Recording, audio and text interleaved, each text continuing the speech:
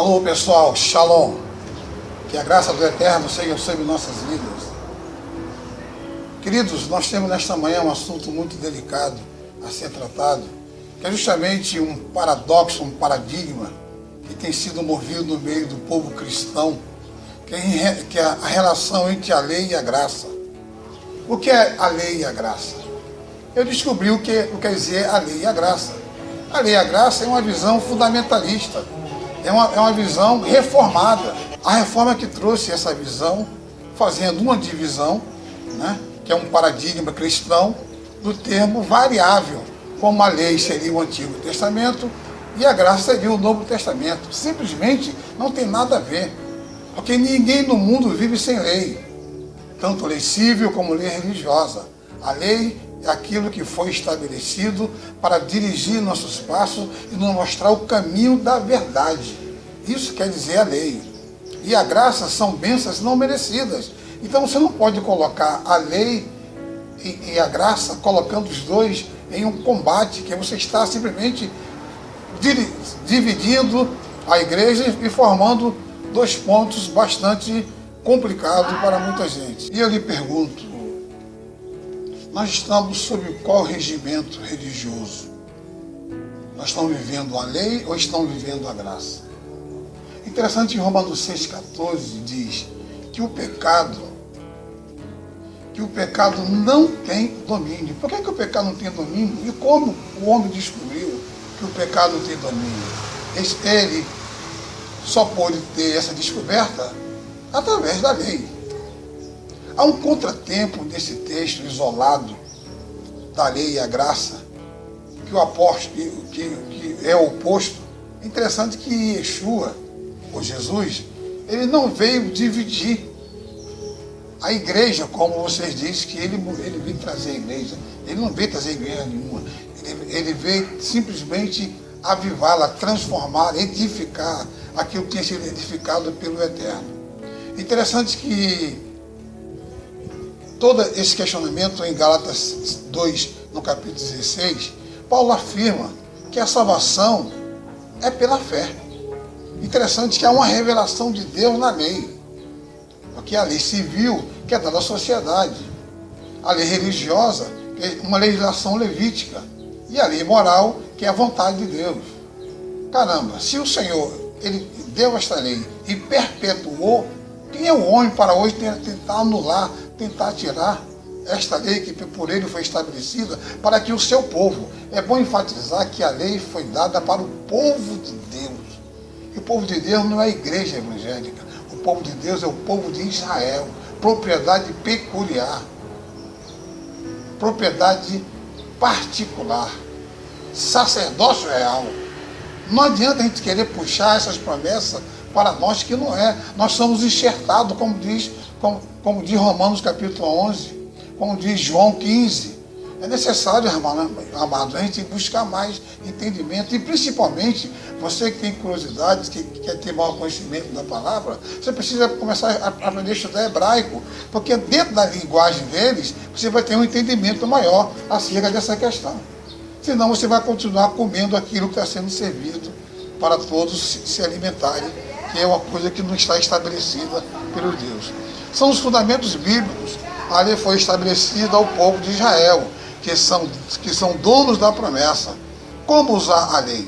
Olha, a lei era usada primeiro, teologicamente, é a função da lei que revela a humanidade, onde ninguém será justificado diante dele por obra da lei, mas sim será justificado pela fé.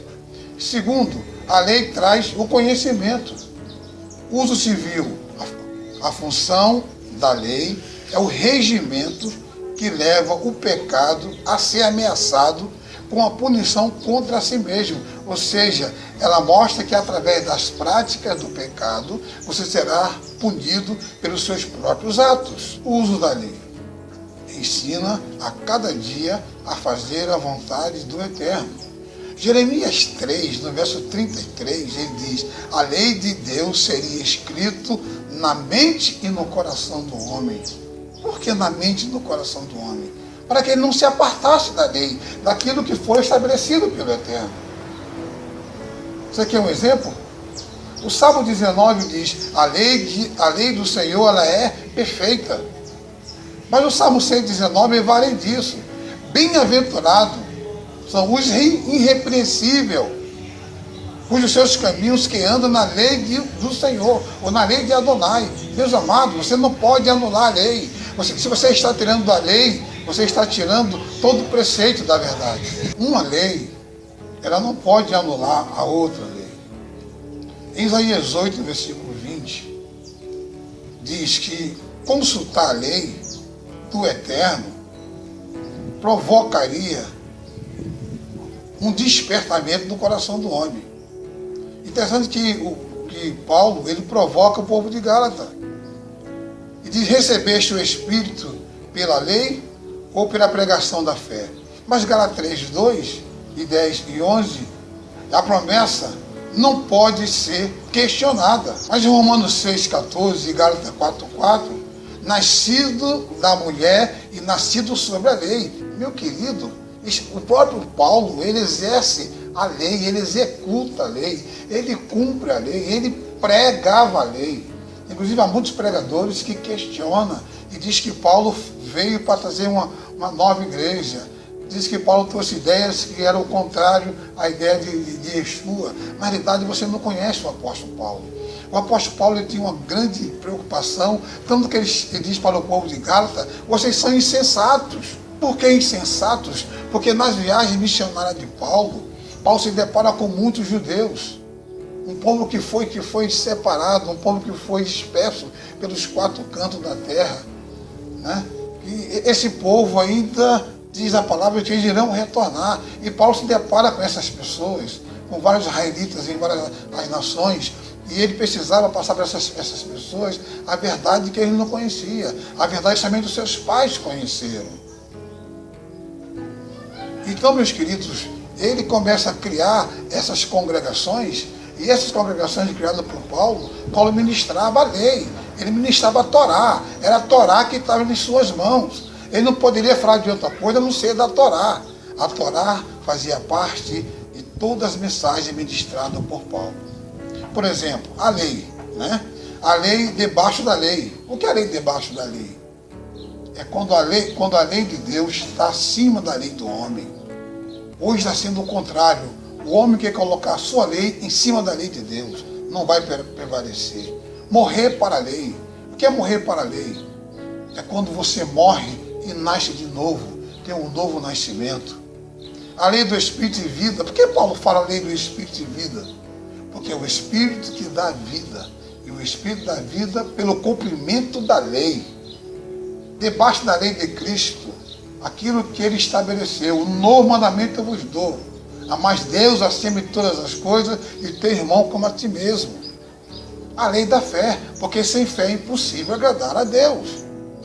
A lei perfeita, aquela que refrigera a alma. A lei de Deus, aquilo que o Eterno estabeleceu para o seu povo.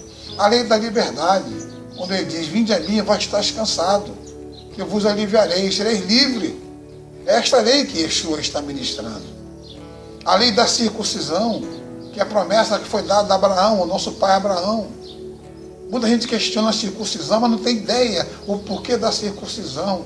É o pacto, é a aliança que Deus fez para com o povo.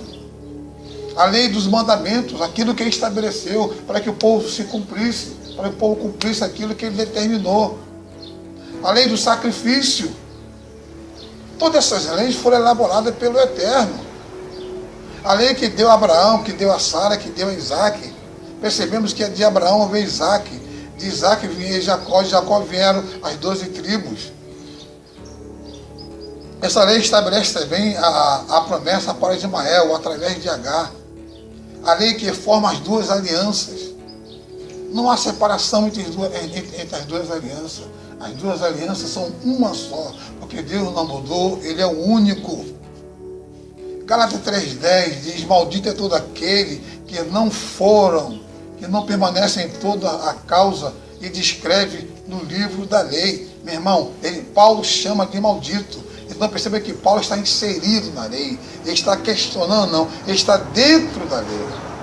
Em Gálatas 4,21, o caso não Por acaso não ouviste a lei? Em Romanos 2, 25 e 26, o valor está na lei.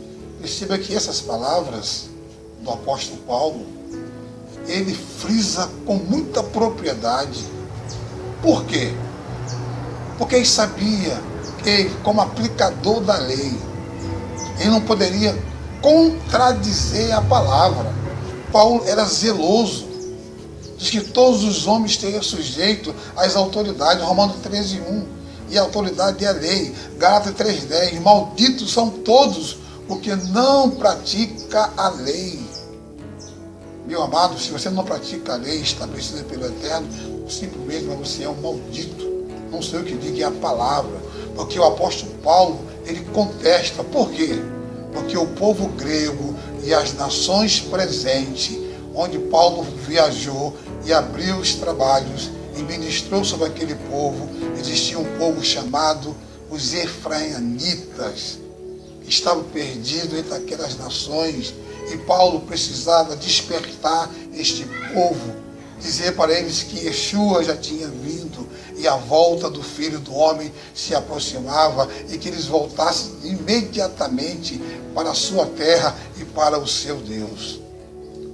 Essa contradição que você precisa compreender do apóstolo. Em Gálatas 4, o apóstolo chama de insensatos. Vocês são insensatos. Povo, desperta. Ele está chegando, você precisa conhecê-lo através da palavra, através da lei. A lei está ali. A lei não é mais simplesmente aquela lei oral. Hoje é uma lei escrita. Vou lhe dar um exemplo. Por exemplo, em Êxodo 24, quando Moisés sobe ao cume do monte, vai receber as leis estabelecidas pelo Eterno, com ele subiu 70 anciões. E o texto diz que os 70 anciões viram e ouviram a glória do Eterno. E viram quando o Eterno ministrou a lei sobre Moisés para que fosse aplicado. A lei oral sendo escrita. E aqueles 70 homens, juntamente com Moisés, puderam contemplar a glória do Eterno. Parágrafo 3 da lei do Eterno, ele diz: não mais amaldiçoarei a terra, não mais ferirei os homens, enquanto durar toda a terra. Você tem um esboço aí da lei. E perceba que você, como homem que serve a Deus, você não pode anular a lei.